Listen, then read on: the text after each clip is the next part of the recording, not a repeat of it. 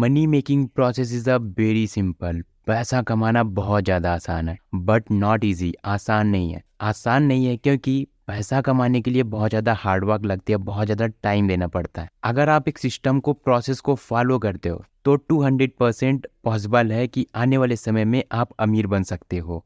Now अब हम जानते हैं वो कौन सी ऑटोमेटिक मिलीनियर सिस्टम है जिससे हम फाइनेंशियल फ्रीडम को अचीव कर सकते हैं। आज की book summary the automatic millionaire by David Bach. ये बुक समरी आपको बताती है अगर आप एक बिगनर्स हो, अभी आपने पैसा कमाना शुरू किया है, तो कैसे आप अपने पैसों को मैनेज कर सकते हो। इसका बहुत ही परफेक्ट एग्जाम्पल ऑथर बताते हैं जिम एंड सुई का। जिम एंड सुई अमेरिकन कपल हैं।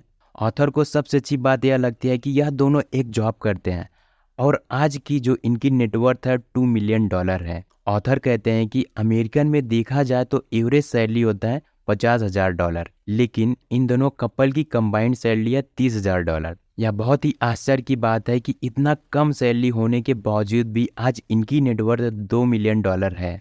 ऑथर इनसे पूछते हैं कि आपने कैसे इतना ज़्यादा अमाउंट जनरेट किया। तो ये दोनों लोग कहते हैं कि हमने एक प्रोसेस बनाया हुआ है जिसे हम डिसिप्लिन के साथ फॉलो करते हैं एंड हमारे पास जो कुछ भी है सब कुछ उसी के वजह से है। सो नाउ अभी ऑथर आपको 6 ऐसे पॉइंट्स बताने वाले हैं जिनको अगर आप यूज़ करते हो तो आप फाइनेंशियल फ्रीडम को अचीव कर सकते हो। सो पॉइंट नंबर 1, ऑथर कहते हैं कि हमें अपने लाइफ में लोन नहीं लेना चाहिए और जितना ज़्यादा हो सके क्विक रिच स्कीम से आपको दूर बना करके रखना है। एंड इसे कहते हैं the latte factor. Latte coffee जो कि बहुत ज़्यादा फेमस है, जिसकी कॉस्ट है ₹250 के अराउंड। अगर हम अब दिन का ₹250 या फिर उसके आसपास अमाउंट खर्च करते हैं तो हमारा बहुत बड़ा अमाउंट खर्च हो जाता है। हम स्मोकिंग की बात करते हैं, बहुत सारे लोग स्मोकिंग भी करते हैं। अगर आप दिन में ₹200 की स्मोकिंग कर रहे हो तो साल का हो जाता है ₹73,000। एंड अगर आप इसी पैसे को सेव करके इन्वेस्ट करते हो, चलो एक एग्जाम्पल की सहायता से हम समझते हैं। अगर आप दिन का ₹500 सेव करते हो तो महीने का 1500 हो जाता है और साल का ₹1,80,000 हो जाता है। एंड अगर आप इसी पैसों को इन्वेस्ट करते हो 30 सालों के लिए, जो कि आपको 10% के हिसाब से इंटरेस्ट रेट मिल रहा है, तो टोटल इन्वेस्टमेंट अमाउंट आपका ₹54 लाख हो जाता है। एंड टोटल कंपाउंड हो करके आपको बन जाता है ₹3.42 करोड़। बट हमने यहाँ पर अपने इनकम पर नहीं ध्यान दिया। जब आपकी इनकम ग्रो होती है तो उसी के अकॉर्डिंग आप अपने इन्वेस्टमेंट अमाउंट को भी बढ़ाते रहते हैं, जिसकी वजह से अगर आप अपने अमाउंट को बढ़ाते रहते हैं तो आपको 10 से 15 करोड़ रुपए तक मिल सकते हैं। क्योंकि अगर आप स्टॉक मार्केट या फिर म्यूचुअल फंड में इन्वेस्टमेंट करते हो तो आपको 15 से 20% आसानी से मिल जाता है, जो कि अगर आप प्रोसेस को डिसिप्लिन को कंटिन्यू फॉलो करते हो तो आप इस नंबर को अचीव कर सकते हो। सो ये था पॉइंट नंबर 1। नाउ अब ऑथर आपको पॉइंट नंबर 2 पर बताते हैं, पे योर सेल्फ फर्स्ट। अपने सैलरी का 20% तो आपको अपने आप पर इन्वेस्टमेंट करना चाहिए, जो कि गुड हैबिट होती है। उससे वजह से आपको अच्छा फील होता है एंड आप अपने लाइफ में एक बड़े गोल को अचीव कर सकते हो अगर आप अपने आप को पे करते हो तो। इसी में ऑथर आपको सेकंड पॉइंट बताते हैं, minimising stress and building investing discipline. जितना हो सके आप स्ट्रेस को कम करते रहो। आप पैसा कितना भी सेव करके इन्वेस्टमेंट कर रहे हो, लेकिन आपको अंदर ही अंदर स्ट्रेस है कि हमको इस तारीख को आगे चल करके पेमेंट करना है। आप कितने दिन तक कंटिन्यू पे करते रहेंगे मंथली वाइज? 2 साल, 1 साल, 6 महीना, इससे ज़्यादा आप नहीं कर पाएंगे। आपको लगेगा कि यार कौन रोज रोज करे, इससे बढ़िया हटाओ, नहीं करते इन्वेस्टमेंट। फॉर एग्जाम्पल, आप ₹8,000 पे करते हो म्यूचुअल फंड में, आप ₹5,000 पे करते हो SIP में, आप ₹8,000 पे करते हो इंश्योरेंस में, आप ₹3,000 पे करते हो PPF में। तो कुछ टाइम बाद आपको ऐसा लगने लगेगा यार इतना ढेर सारा अमाउंट कौन पे करे, तो जिसकी वजह से आप इन्वेस्टमेंट जर्नी को छोड़ सकते हो। लेकिन वहीं पर हमारा फार्मूला काम आ जाता है, ऑटोमेटिक पेमेंट। आप जिस भी एप्लीकेशन से पेमेंट करते हो वहीं पर ऑप्शन होता है ऑटोमेटिक पेमेंट्स। आप उस ऑप्शन को सिलेक्ट करके ऑटोमेटिक पेमेंट कर सकते हो। एंड अगर आप ऑटोमेटिक पेमेंट कर देते हो तो आपको स्ट्रेस लेवल नहीं बढ़ता है, आपको टेंशन नहीं रहती कि हमें अगले तारीख को पेमेंट करना है। एंड आप थोड़ा बहुत रिसर्च करोगे एप्लीकेशन पर तो आप ज़रूर इस प्रोसेस को कंप्लीट कर लोगे। नाउ पॉइंट नंबर 3, ऑथर बताते हैं, क्रिएट एन इमरजेंसी फंड। चलो मैं आपको बोलता हूँ कि 1 साल तक आपको काम नहीं करना है, 1 साल तक आपकी जॉब छूट जाती है, बिजनेस बंद हो जाता है, तो क्या आपके पास इतने अमाउंट है कि जिस तरीके से आप अभी सर्वाइव कर रहे हो उसी तरीके से आप 1 साल तक सर्वाइव करते रहो? मे बी नहीं। तो यहीं पर बहुत ज़्यादा ज़रूरी हो जाता है कि आप इमरजेंसी फंड बना करके रखो। इमरजेंसी फंड बनाने का फॉर्मूला है monthly expenses multiply by 12 equal to emergency fund. आपका एक महीने में जितना भी अमाउंट हो जाता है उसी अमाउंट को 12 से मल्टीप्लाई कर दो, फिर जो कुछ भी आता है वही आपका इमरजेंसी फंड होता है। यहाँ पर मैं आपको सजेस्ट करूँगा कि आप उसी अकाउंट में अपना पैसा रखो जहाँ पर आपको ज़्यादा इंटरेस्ट रेट मिलता है, क्योंकि अगर आपको 5 से 6% का इंटरेस्ट रेट मिलता है तब आपके पैसे ग्रो करेंगे, जो कि बहुत सारे बैंक आपको 5 से 6% का इंटरेस्ट रेट देते हैं। तो आप वहाँ पर कोशिश करो कि आप उस बैंक में अपना अमाउंट रखो। Now point number 4, building a house instead of renting. हम लोगों का एक बहुत ही प्यारा सपना होता है कि हमें खुद का घर लेना है, बट बहुत सारे लोन्स और ईएमआई के डर की वजह से हम घर नहीं ले पाते हैं, जिसकी वजह से हम रेंट पर रहना शुरू कर देते हैं। ऑथर कहते हैं कि हमने बहुत सारे लोगों से मिला और बहुत सारे अमीर लोगों से रिसर्च किया, तो वो उन सब के पास कहीं ना कहीं अपना घर होता है।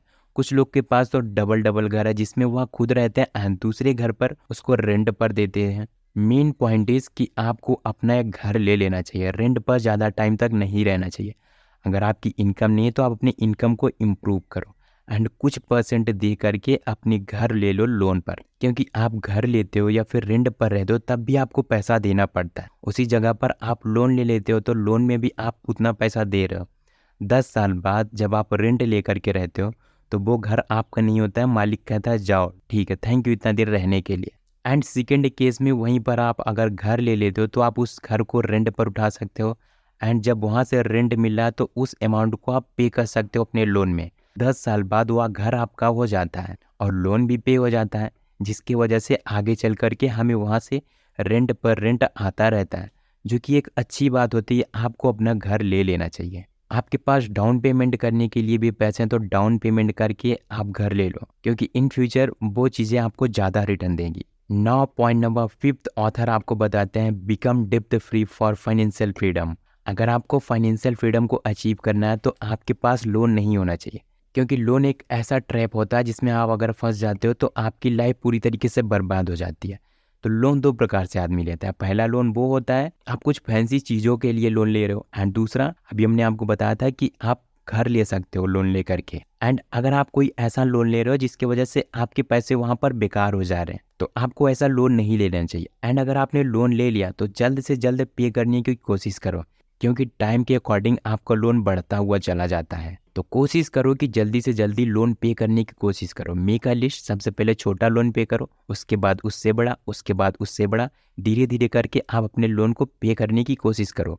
एंड एक टाइम ऐसा आ जाएगा जब आप सारे लोन्स को पे कर देते हो। Point number 6, donate 0.5% to charity for mental peace and happiness. आपको अपने सैलरी का या फिर बिजनेस का 0.5% डोनेट करना चाहिए, क्योंकि अगर आप डोनेट करते हो तो आपको अंदर से ऐसा लगता है कि हम कोई अच्छा कार्य कर रहे हैं एंड फिर आपको एक अच्छा फील होता है, आपको मेंटल पीस मिलती है। अगर आपके पास पैसे हैं, आपको लगता है कि चैरिटी करना चाहिए तो आप डेफिनेटली कर सकते हो। नाउ अभी हम इस वीडियो को एक बार समराइज कर देता हूँ।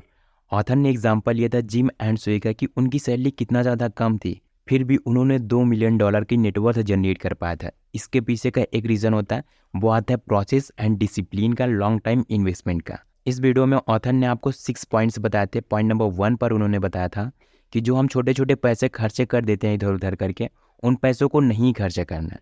खर्च करना है तो कुछ परसेंट खर्च करो, बट उसमें से कुछ परसेंट सेव करके इन्वेस्ट करो। एंड पॉइंट नंबर 2 पर हमने जाना था कि आपको अपने पेमेंट को ऑटोमेटिक मोड पर सेट कर देना चाहिए, जिसकी वजह से आपको स्ट्रेस नहीं होगा एंड बार बार कौन पेमेंट करे उसकी झंझट खत्म हो जाती है। एंड पॉइंट नंबर 3 पर हमने जाना था कि आपके पास एक इमरजेंसी फंड होना चाहिए, जिसकी वजह से आपको बैकग्राउंड सपोर्ट मिल जाता है। पॉइंट नंबर 4 पर हमने ये जाना था कि आपके पास एक घर होना चाहिए, कंपेयर देन कि आप कहीं पर रेंट पे कर रहे हो। रेंट लेना सीखो, रेंट पे करना मत सीखो। हो सके तो डाउन पेमेंट करो या फिर लोन ले लो। आगे चल करके जब उस घर से रेंट आता है तो आप अपने लोन को पे कर सकते हो। एंड आपको कैलकुलेट ज़रूर कर लेना है कि कितना अमाउंट हमें पे करना है, कितना अमाउंट हमारे पास है, जिसकी वजह से आपको आगे चल करके रेंटिंग इनकम आती रहेगी। एंड पॉइंट नंबर 5 में हमने ये जाना था कि आपके पास जितने भी लोन्स हैं सारे लोन्स को धीरे धीरे करके पे कर दो। पहले छोटा लोन, फिर उससे बड़ा, फिर उससे बड़ा, इस क्रम में करते हुए अपने सारे लोन्स को पे कर दो।